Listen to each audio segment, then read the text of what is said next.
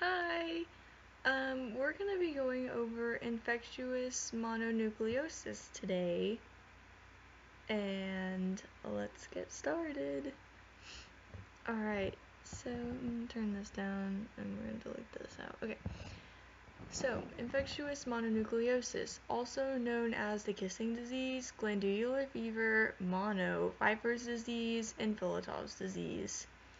Alright, so you get infectious mononucleosis, or mono, we're going to call it mono, from the Epstein-Barr virus, EPV, which is a type of herpes. So let's go over some facts. By the time a person hits 40, there's a 95% chance they've been infected with EPV. It's super common. It gets transmitted through close personal contact, like saliva, mucus, and tears. Saliva you can get from kissing people, from sharing food and drinks, and really just saliva on saliva contact. Mucus, you can get it from sneezing in people's mouths, yeah. Tears, from the same tissue if you use someone else's tissue, which I'm not sure why you would, but you can do it. Alright. So, how EPV works is it infects the oropharynx, which is the salivary glands, the oral mucosal membrane, and the nasopharyngeal epithelial tissue. And it's all to ensure production of more Epstein-Barr virus getting into your system through your saliva. EPV suppresses the immune system through several mechanisms. It spreads throughout the host, so that it'll spread throughout the host. Your nose, mouth, and eyes, first line of defense. Obviously, they're entry points for pathogens. However, tears, mucus, and saliva contain an enzyme that breaks down the cell wall of many bacteria. Those that are not killed immediately are trapped in mucus and swallowed. So, EBV infects B cells by binding to the receptor on the B cell. So either EBV causes the B cell to enter a lytic phase or to progress toward a latent phase, depending on which proteins are synthesized during infection. After infecting the salivary glands, EBV then affects and transforms B cells into B cells with unlimited growth potential. So they basically pose as memory cells. However, it is possible that they can go into a state of latency and literally just chill in your B cells until you die. It never affects you. It's actually pretty common for adolescents. You have a 15 to 20% chance of catching mono when you come in contact with the EBV. And then when you're a younger adult, like 20s, 30s, you have a 40% chance.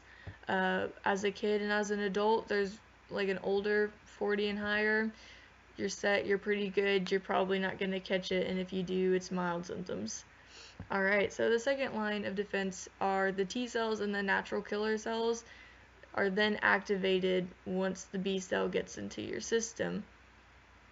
So they're activated in defense against EBV and regulate the elimination of infected B cells. T cells that are specific for a certain EBV antigen find B cells bearing their antigen and kill them.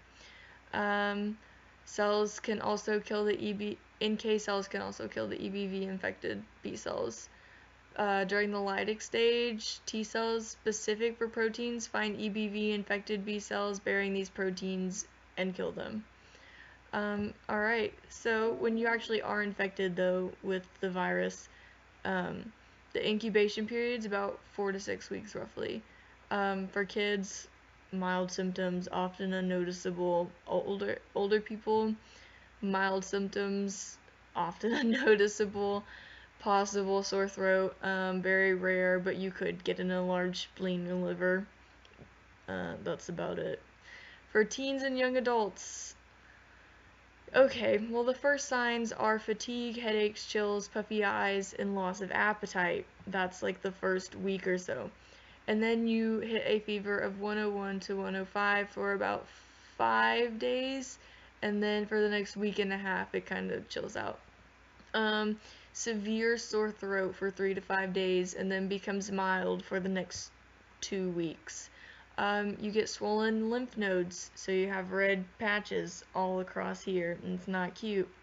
You can get pharyngitis, and that usually comes with the swollen tonsils, and they're full of pus. You can get an enlarged spleen and liver, not fun. You feel achiness, bleeding gums, jaundice, and rashes can also occur. It's not a fun time. It can last up to 4 weeks, and then some symptoms usually do keep going even after that. There's really no treatment. There are no vaccinations. Your body deals with it itself.